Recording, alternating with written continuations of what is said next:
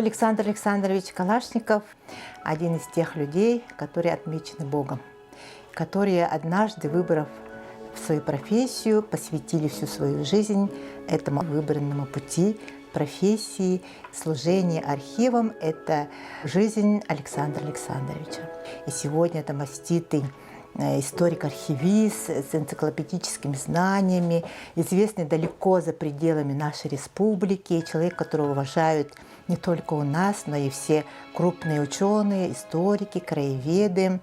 Между ними пролегла очень большая, насыщенная разными событиями жизнь. Александр Александрович рано стал сиротой. Потерял отца, когда ему было 4 года. А отец, оказывается, потом он узнал, был гильдейским купцом Александром Федотовичем. Он очень долго не знал, кто это был. А мама его ушла из жизни, когда он учился в старших классах в Тюбинской средней школе номер 1. Он рассказывал, что он сидел очень долго у печки, плакал, потому что рядом никого не было. Не было тех людей, на кого мог опираться, не было друзей. И даже можно сказать, что ни с кем и не на что было хоронить маму. И он ушел из школы, стал работать, окончил вечернюю школу. В 1958 году поступил на работу учеником моториста знаменитый Нюрбинский 192-й авиаотряд, который базировался у нас в Нюрбе, обслуживал не только нашу Якутию, но и Сибирь и Дальний Восток. Когда вот этим начались разработки геологические изыскания, да, у нас работала Макинская экспедиция. И за очень короткое время, благодаря своему упорству, трудолюбию, ответственности, он стал одним из лучших авиамехаников этого Нюрбинского авиаотряда. Отучился на краткосрочных курсах в Якутске, это учебно-тренировочные курсы были, и стал авиамехаником. И объездил всю Якутию, Сибирь, Дальний Восток. И мечта как бы была очень близка – стать летчиком. Зная его упорство, настойчивость, его трудолюбие, вот начальство готовило его в институт отправлять. И вот однажды, в 1964 году, наш Александр подал заявление об увольнении и сказал, что уезжает учиться в Москву. Не абы куда, а именно Московский государственный историко-архивный институт, тогда единственный в Советском Союзе, который выпускал профессионалов-архивистов. Когда туда приехал в Москву, меня вызывает ректор. Говорит: ты же авиатор, почему поступил в наш институт? Вот. В общем, сказал, даю 2 дня, подумай. Ну, я, значит, через 2 дня опять к нему подхожу. Нет, я остаюсь, потому что у меня уже родных никого не было, и обратно денег не было. И вот, остаюсь, сказал. Ну, сказал он. Ну вот, окончилось нормально. Конечно, вначале было трудно, это все гуманитарная наука, там такие толстые книги читал. Я вообще не выходил из читального зала. Вот. Там ребята такие грамотные были, московские ребята. Туда на одно место претендовали 25-300 человек. Вот я оказался среди этих одаренных ребят. Ну, я, конечно, чтобы не отставать от них, я из читального зала вообще не выходил. На 5-м курсе я успешно засветился, диплом получил, приехал сюда.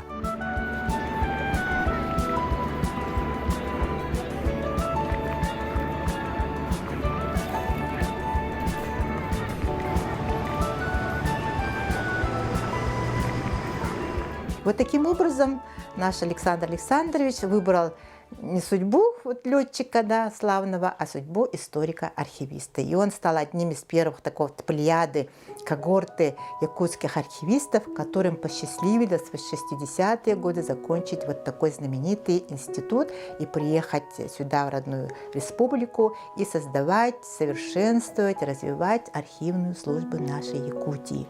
Прошел 61 год. Это огромный срок, как бы, да, вот почти в жизни человека, да, одного человека. И, кстати, в будущем году Александру Александровичу исполняется 90 лет. И вы сами прекрасно знаете, что он сегодня в строю как один из самых уважаемых, самых почитаемых, самых больших архивистов не только нашей Якутии, но и, я считаю, что и Сибири, Дальнего Востока и всей России. Я работал во всех федеральных архивах, во всех абсолютно. И вот я тогда, в общем, занимался подготовкой книги «Якутия. Хроника факты события». Вот. Вышло всего 6 выпусков, значит, начиная с 17 века до 2010 года. Все события там я описал, что было, какие события происходили в республике. Эта книга имеет громадный успех в республике. Вот этой хронике прямо по годам, по месяцам и даже иногда по дням, что происходило в нашей республике. Первый том был очень востребован, и даже Эдуард Урдых на НВК радио стал каждое утро говорить такого-то числа, сегодня произошло то-то и то-то в каком-то году. День в истории с Эдуардом Рудых. Здравствуйте, сегодня 19 октября. В этот день, в 1938 году, Бюро Якутского обкома ВКПБ приняло постановление об образовании управления по делам кинематографии при Совете народных комиссаров Якутской АССР. Вот этот многотомник, где вот излагается вот эта хроника, запись исторических событий, она востребована и научными сотрудниками, и широкой общественностью. А также вот и все его сборники архивных документов. Конечно, вот специалисты разных вот периодов изучения истории Якутии, они всегда обращаются к этим первоисточникам, опубликованным документам. В частности, вот при написании академической истории Якутии в 3 томах, которая вышла в 2021 году. Отдельная, конечно, благодарность действительно историков, тех, кто интересуется историей Якутии дореволюционной. Это является вот эта книга «Якутская приказная изба». И в этом фонде Якутской приказной избы из фонда Российского государственного архива древних актов получается история Якутии. Вот именно в этой книге, она 1650 года по 1689. Представляете, какая древность. Действительно научный труд. И сюда вот вошли вот по описи вот 2508 заголовков. Представляете, какой это труд, да? Ну, эта книга была выпущена совместно с РГАДа. Сан Саныча поддерживал и помогал заместитель директора РГАДа, главный хранитель Юрий Михайлович Эскин. Сан Саныч первым обратил внимание на изучение деятельности якутских губернаторов. Я не помню, в каком году вышла очень такая интересная маленькая книжка «История Якутии в отчетах якутских губернаторов», которая стала на сегодня библиографической редкостью. Да, это первый такой труд именно на основе вот отчетов губернаторов показать роль и значение якутских губернаторов за разные дореволюционное время. И вот его знаменитая, теперь ставшая уже почти легендарная книга «Иван Иванович Крафт», она вообще непревзойденная именно по иллюстративному материалу, по информативному материалу, по научной достоверности. Вот эта книга до сих пор является для меня очень таким примером, как надо создавать, как вообще делать книги, фотоальбомы. Да? Она очень много призов завоевала во всероссийских конкурсах архивных работ. Это именно тот человек, тот губернатор, который внес вот в начале 20 века наиболее значимый вклад в историю, в культуру, в науку, ну и просвещение земли нашей. Да? Когда принимается, он делает это всегда очень скрупулезно. Самое главное качество, наверное, архивиста. Скрупулезно, щепетильно. Тут, соответственно, и документы и Национального архива, и документы РГАДа. Поэтому тоже очень такая значимая и очень ценная книга.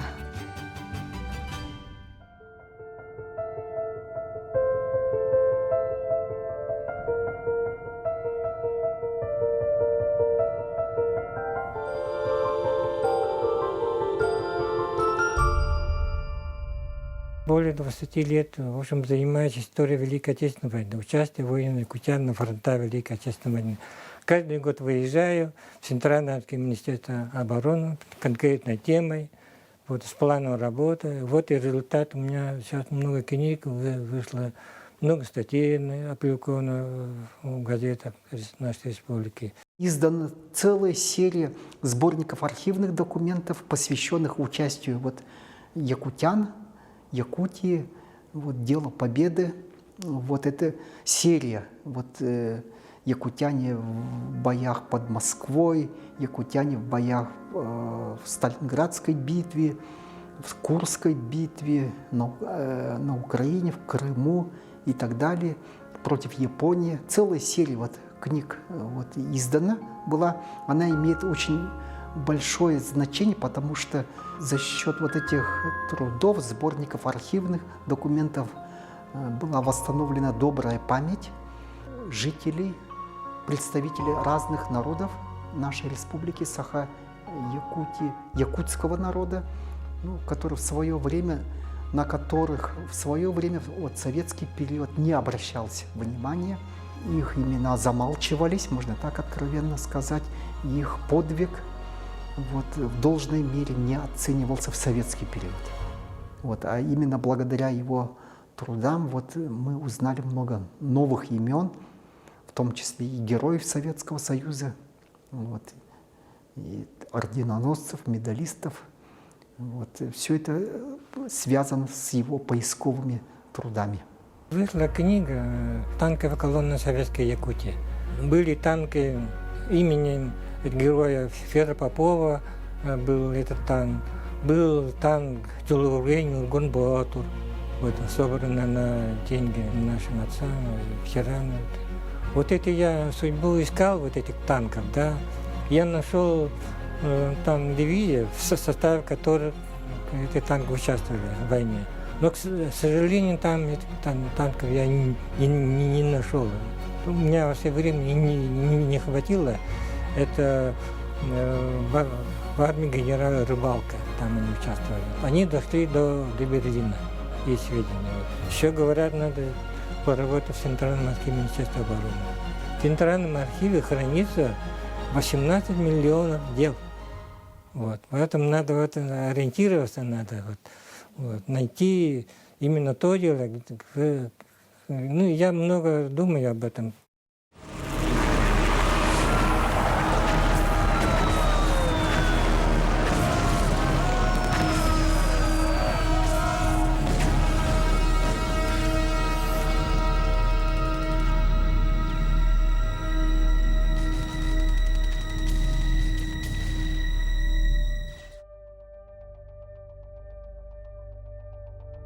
Я вот на озере Ильмень тоже много лет занимался, да.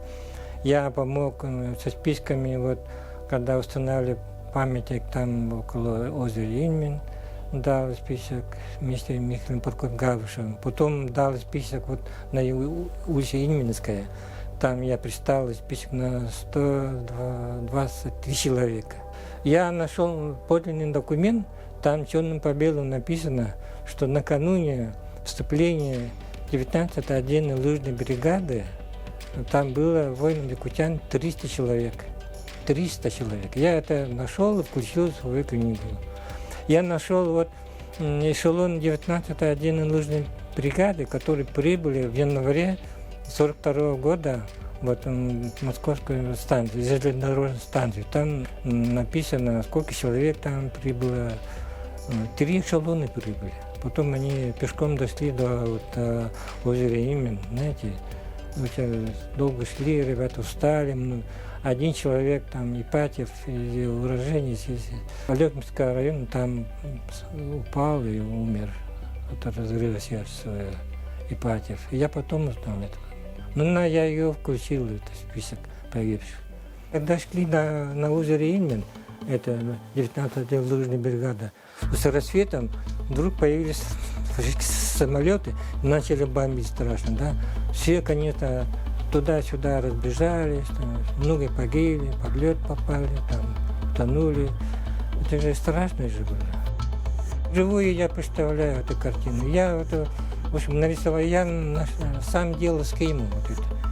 Есть карта сохранилась, это я карту нашел, я всегда показываю. Вот. Если что-то нахожу, я не могу оторваться. Знаете, я вот в Центральном архиве Министерства обороны, там нет дегипитации, да. Я с 9 часов до 5 часов сижу, не вставая. Вот, каждый день заказываю 10 дел. Для этого сначала надо описи просмотреть, указать, по какой теме я работаю, и именно за какие годы. Я когда получаю эти 10 дел, я сразу сижу, значит, подбираю интересные документы и даю сразу на ксерокопирование. Вот 10 дел я даю на ксерокопирование, на следующее утро я опять 10 дел беру. Значит. Вот опять 10 дел, опять я так, беспрерывно вот такая работа идет. Значит. 10 дел я просматриваю, 10 дел заказываю. И вот там, знаете, каждое утро там подходит очень много, со всех концов России приезжают, исследуют ветераны войны, ветераны тыла. Вот, большая очередь бывает. И за делами там стоит в очередь, за записями и так далее. Вот сидишь, поэтому не вставаем. У меня времени жалко оторваться от этого дела. Вот. С Иваном Ефимовичем я вместе работаем многие годы. В 2013 году вышла книга «Золотые звезды земли Аланхо». Мы с большим удовольствием работаем над этой темой. Я в Центральном Министерстве обороны нашел все наградные листы Героев Советского Союза, полный кавалер ордена Славы нашел. Вот. Эта книга имеет большой успех. Отмечали вот каждый год мы рассказываем, фильм снимали о Героях Советского Союза. Ну, вы знаете, у нас считается 25 Героев Советского Союза, 1 Герой России. И имена увековечены на площади Победы.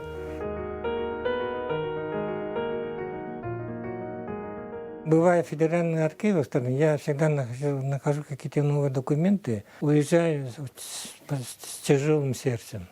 Всегда тяжелым сердцем, потому что у меня остается какая-то вот неудовлетворенность, что я не до конца посмотрел какие-то дела и так далее. И как будто мне вот эти погибшие говорят, что я оторвался от них, что я с ними еще просят побыть с ними. Такое чувство, я очень тяжело отхожу вот до дома, я не мыслю только об этих ребятах погибших. Очень жалко вот ребят молодых. Это были самые лучшие молодец ушла на фронт, вы знаете. Вот, молодые ребята, настоящие патриоты. Вот очень жалко, что они остались там. Вот. Ну и забытые имена. Вот. Это была большая потеря для нас, для республики. 42% мы потеряли.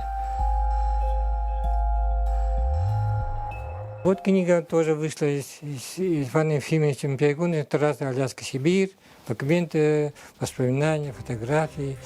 Эти документы, они имеют большую роль в объективной истории исторического процесса, потому что вот если взять книгу Сан Саныча Калашникова, которую он написал совместно с кандидатом исторических наук Негенблей Иваном Ефимовичем, посвященным героическому подвигу летчиков трассы Алсиб, Аляска, Якутск, Красноярск, вот. Ну, Аляска, Сибирь, вот, которые перегнали многие тысячи самолетов от нашего союзника Америки в Советский Союз. Эта книга тоже имеет большое значение для воссоздания такой объективной картины исторических событий Великой Отечественной войны.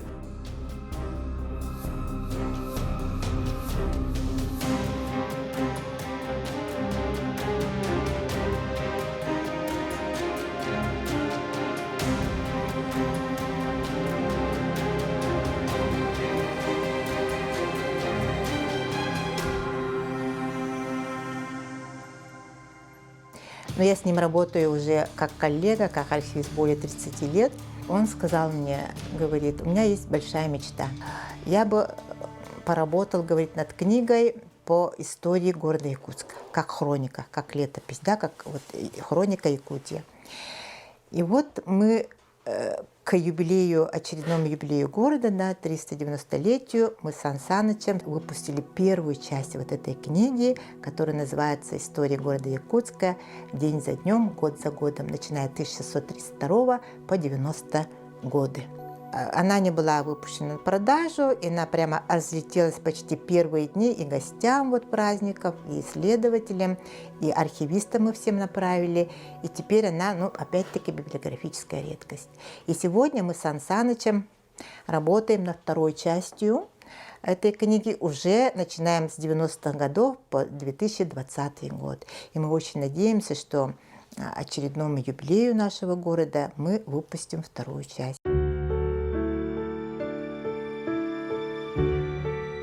Сан Саныч – идеальный муж, идеальный отец, прекрасный дедушка и, наверное, еще прекрасный прадедушка. Его окружают прекрасные женщины, жена, дочки, красавицы, все внучки и правнучка. И он в этом царстве женском, да, он как бы главный. И почему? Да, потому что Сан Саныч умеет все. Он умеет готовить, он умеет не только книги издавать и учить как бы истории, да, но он умеет все. И в этом отношении Сан Саныч тоже как мужчина, да, он как опора вот семьи, вот не только для нас он пример как наш учитель, товарищ, да, но именно в семейном отношении он тоже является идеальным. Поэтому Сан Саныч идеален во всех отношениях. У него очень много планов. И я очень надеюсь, что мы еще увидим его новые книги и еще увидим новые какие-то открытия, потому что действительно в архивах хранится море неизведанного. Да, как профессор Нечкина сказала, что мы подходим к архивам как к необъятному океану, где каждая капля является открытием. Поэтому пожелаем Александру Александровичу долгих лет жизни, плодотворной работы. Пусть нас он радует новыми открытиями, новыми книгами. Вместе отдыха работаю. Я работаю, отдыхаю. Жена ругает, вот, езжать надо, отдыхать, куда-то ехать. Нет, я говорю, нет, я работаю, отдыхаю. Лежит на меня ответственность. На меня, в общем, наезжен мой коллектив, мои коллеги и так далее.